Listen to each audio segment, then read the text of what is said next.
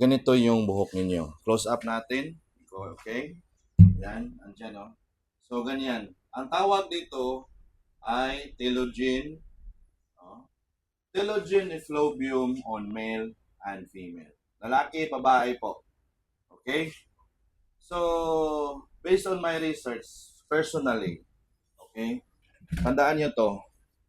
Personally sa aking experience na pagpatubo ng bigote at boko na ito lang napanot din ako. Ngayon, maraming kabataan, babae o lalaki. Babae o lalaki tingnan nyo itong picture na ito. Nagsimula ito sa likod hanggang sa harap. Hanggang sa mga ganito yung gap.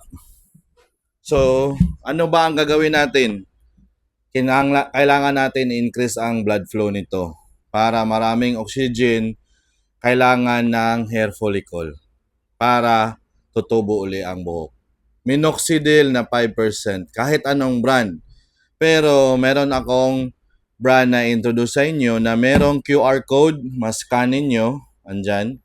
For authenticity purposes, ma-verify ninyo na meron talagang minoxidil ang ingredients na laman nito.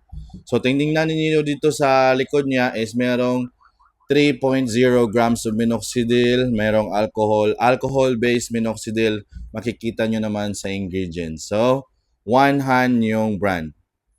Hanapin nyo